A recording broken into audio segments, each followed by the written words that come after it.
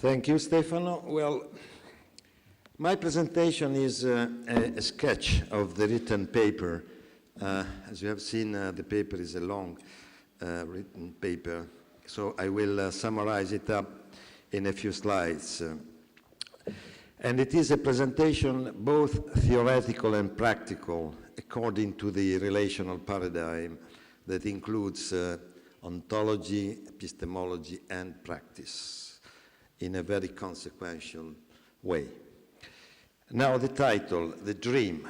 The dream, because it is creative, it's of course a daydream, not a night dream or a nightmare at all. And I think that it is the best word to catch what I want to argue in my presentation, that is the creation of a society which is anyway possible and realistic. Now the contents of my paper are as you can see. Please, oh sorry, I have to go on.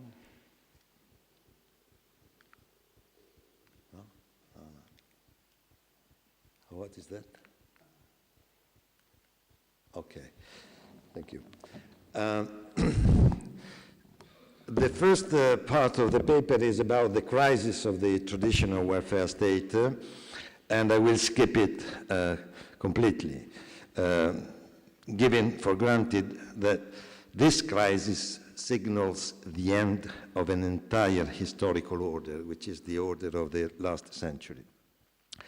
Now then I will go to the scenario of the next future and how we can conceive of a new society according to the relational paradigm. The challenge is the challenge of a human society endowed with a civil welfare. By civil welfare, I mean, of course, civilized welfare and well-being as well. I will very briefly talk about the reasons of the present world economic crisis, and after that I will talk about the finalism in our society. Should we yield to the Darwinian evolution laws which are prevailing now, or is there an alternative to this evolution without any finalism? Can we think of a steering society? That's a very challenging issue. So I will go back to civil society, rethinking civil society and its economic foundation, and finally a few words on the basic argument, that is the relational state stemming from a relational society. That is the relational state as the political form of a relational society.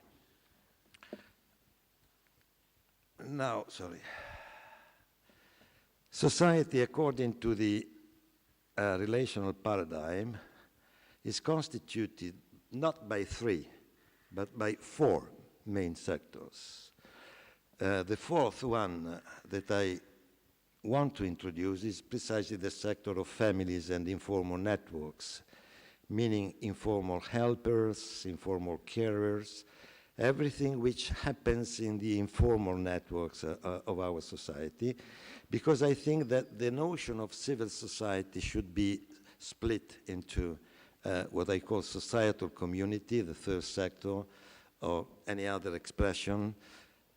I mean, societal community is a very complex idea. I don't have time to get into that.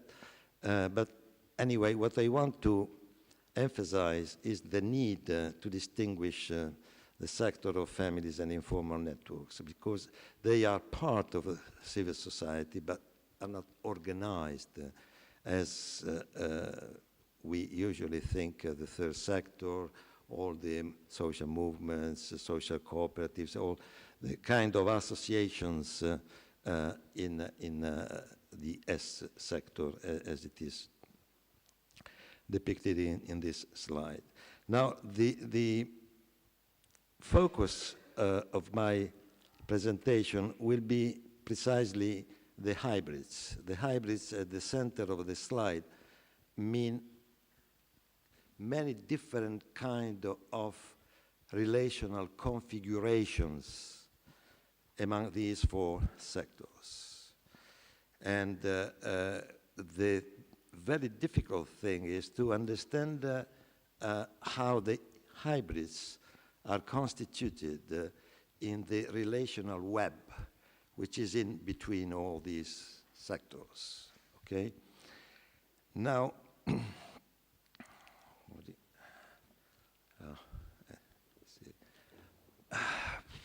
sorry, yes. Why should we speak of four sectors instead of three?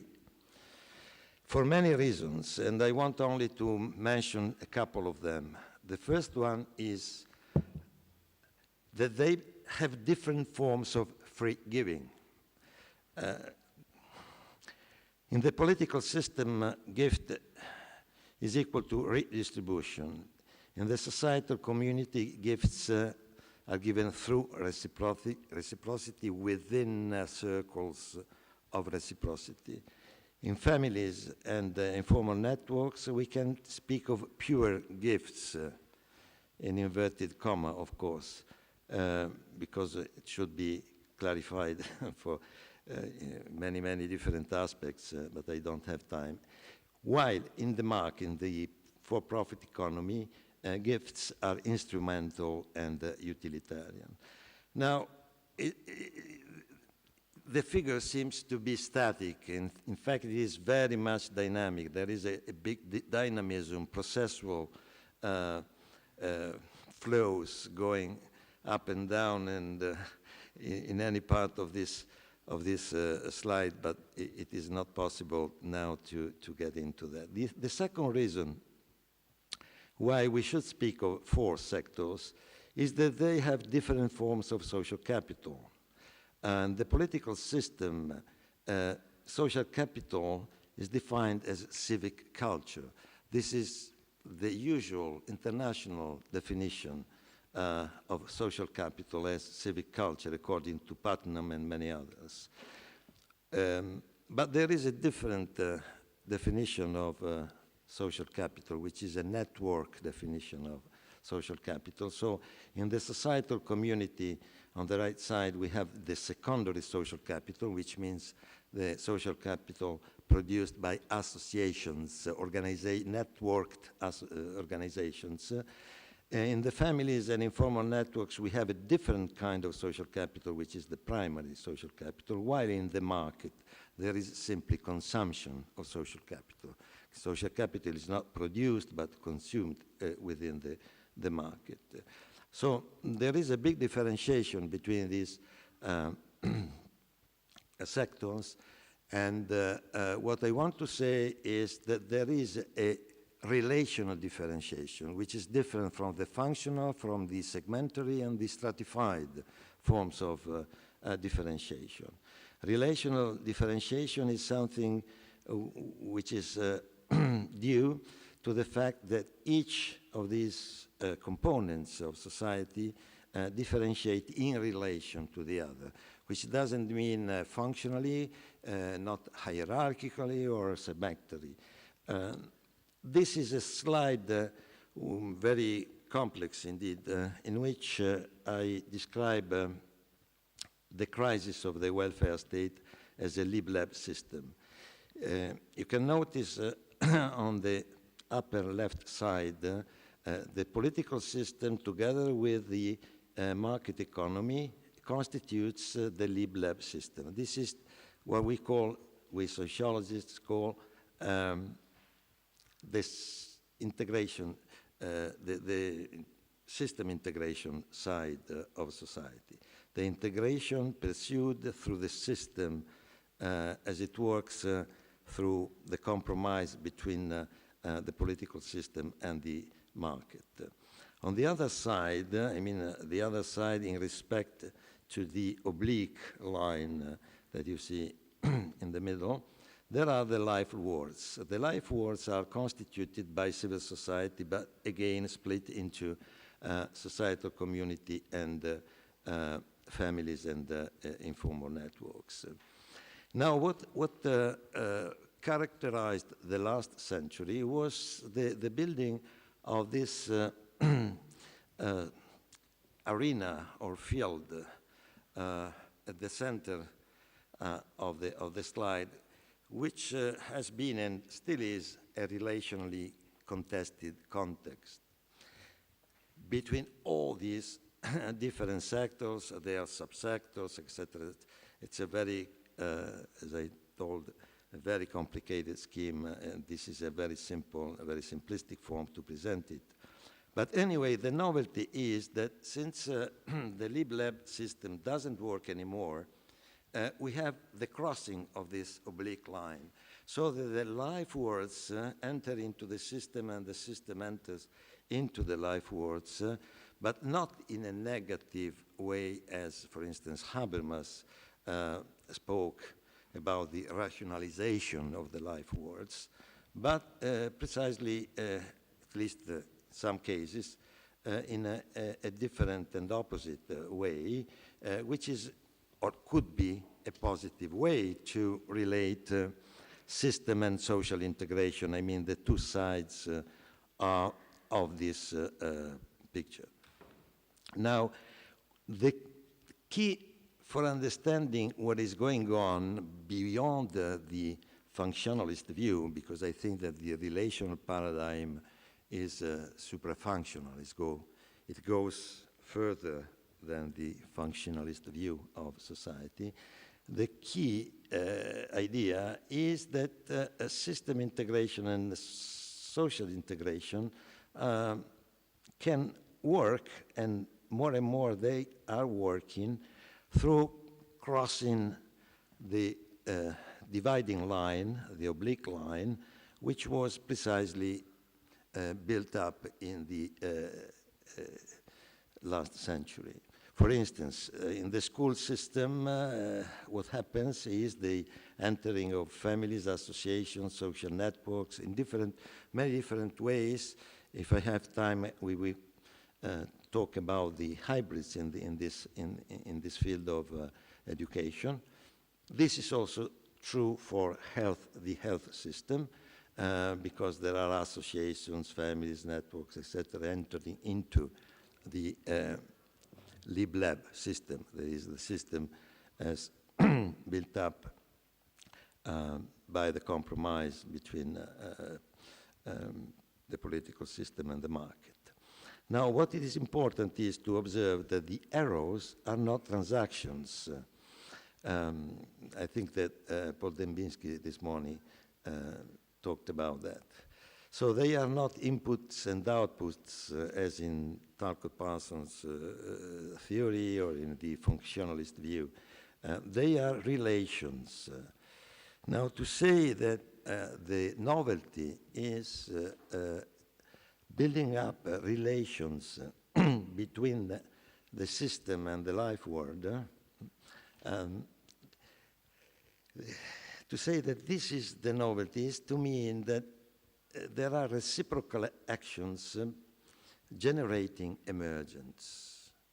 If we don't see these emergence at the moment, I mean, the slide cannot explicit them, but instead of the dividing oblique line, there are emergence coming up precisely because the two sides of society, the system part and the social integration part of society, do not work functionalist, in a functionalist way, in a functional way, but they work relationally. And of course, we should understand exactly what it means. But anyway, what I'm saying is that behind the world economic crisis, there is the fact that the LibLab system doesn't work anymore because it is an evolutionary model that is supposed to bring progress, and in fact it doesn't bring progress, but it brings relational evils instead of relational goods. Now, the scheme here simply says that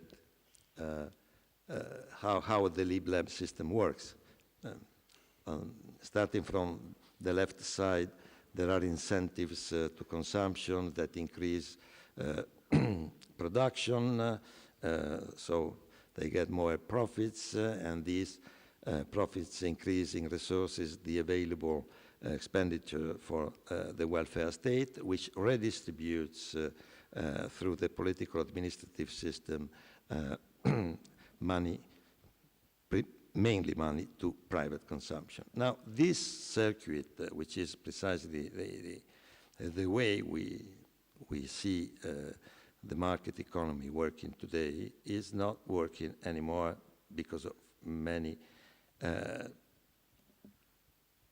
factors which are changing the possibility of creating relational goods instead of relational evils.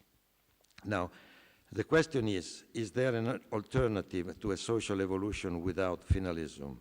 And this is precisely the point where the prospect of a relational society comes into. The idea is that in order to go beyond the present domination of the binomial market state, which destroys sociality, as many of us have reminded in these days, we need a societal configuration able to foster and denounce what we call relational goods in all spheres of society. So not excluding the state, not excluding the market economy, because the relational goods are not, let's say, functionally specific or exclusive of civil society. What is important to understand is that the relational good is the name of the common good in a highly differentiated and globalized society. The common good is a very equivocal expression.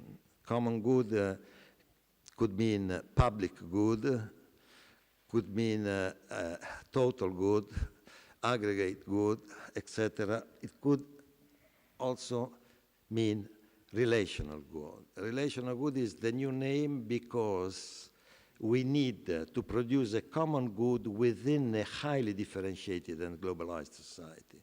It's not just a very simple shared idea or shared product. So the economic logic of a relational society is, to my mind, thinkable in these terms. On the left side, we have to produce reflexive consumption habits, which are in fact working in many advanced economies, because the quality of life and human and integral ecology are at the center of consumption.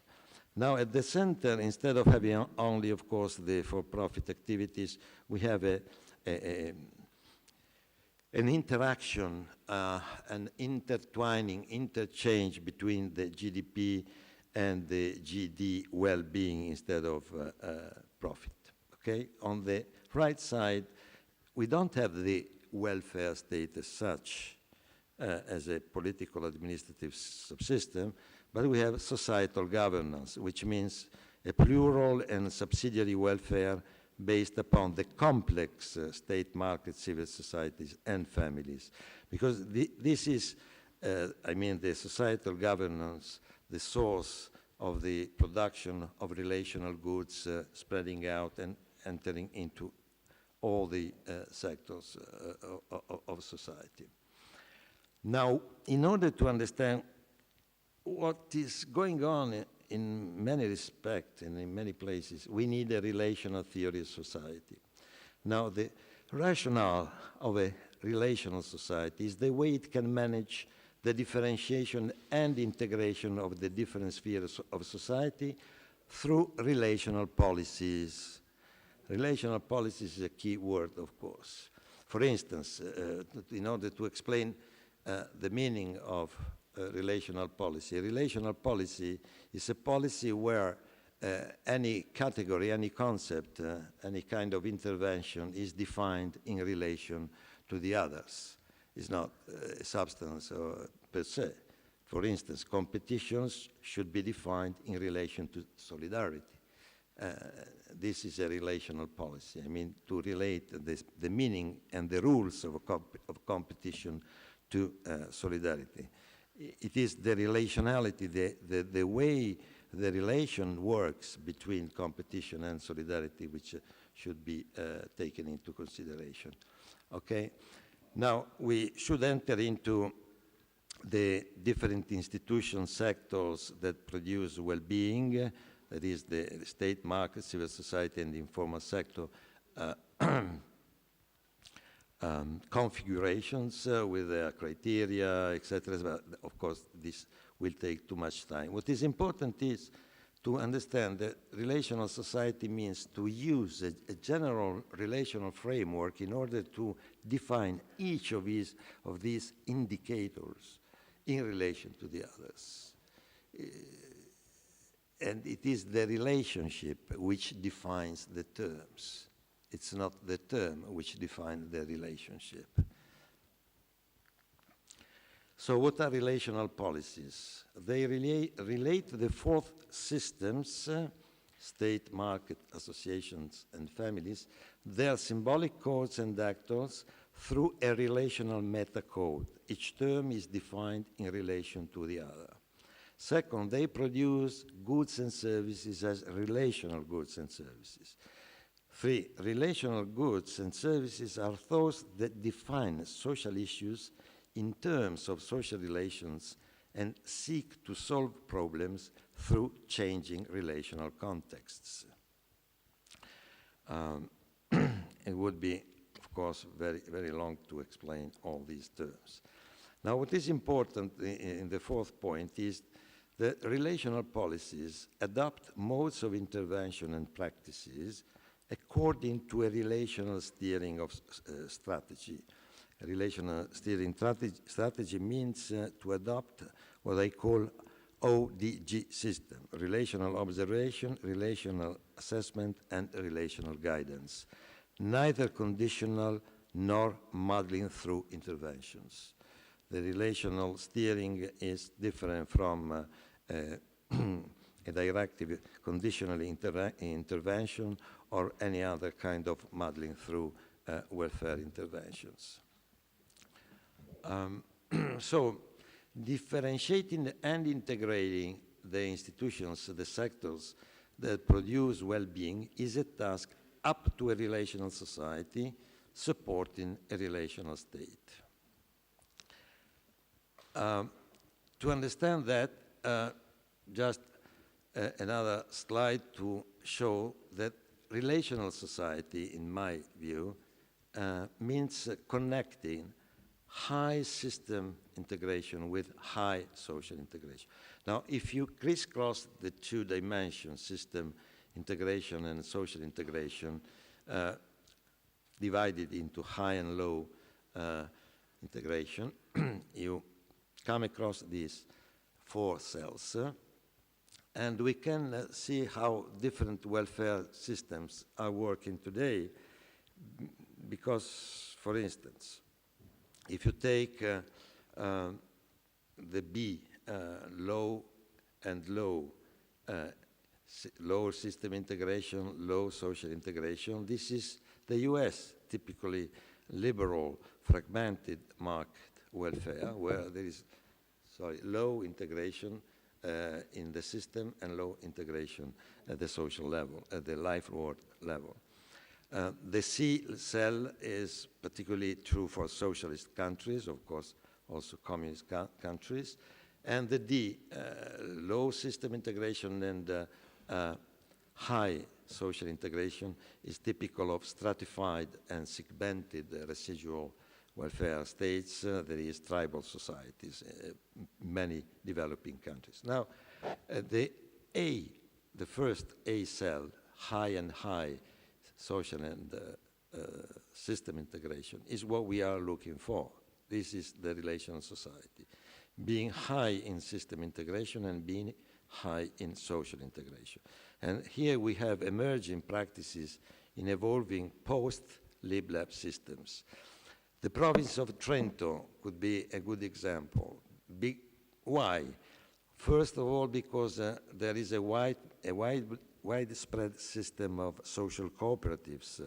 Second, because there is a very effective circular subsidiarity between civil society and the political system, between associations, networks in civil society, families associations, a lot of family policy in favor of local social networks and so on and so forth.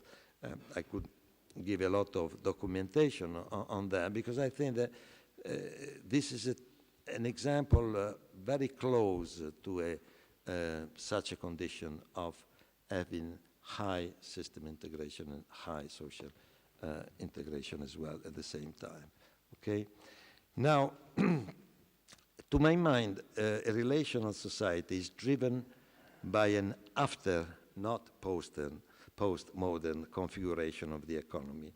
I don't want to read all the slides. I focus only on the right side. In the right side, the means, the economy, the means of the economy sustaining relational society is based upon the fact that money exceeds currency.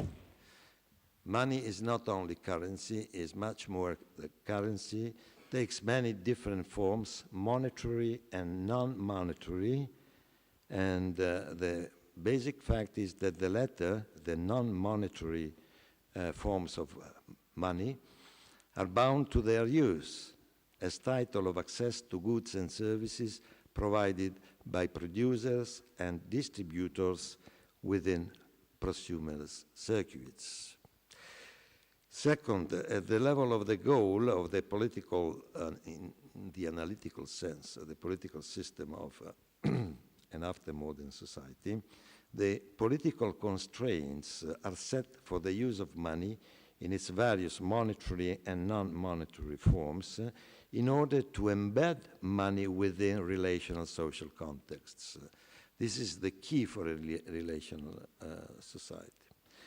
Enterprises, this is the third row, enterprises also have an external, not only internal responsibility to the community's stakeholders, and the value motives are relational. That is, they are inspired by subsidiarity and solidarity to produce goods configured as relational goods. Now, I come to the last 2 or 3 slides. To go back to one of the first slides, in order to understand the articulation of a relational society, which is fundamentally based upon what is in between the arena, the field in between the different sectors, where there are exchanges using different symbolic codes.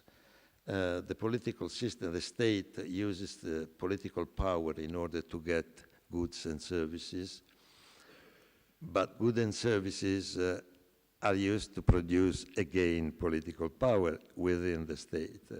While in the other sectors, things are different. In the market, of course, it's money that should be used to produce goods and services in order to produce other money.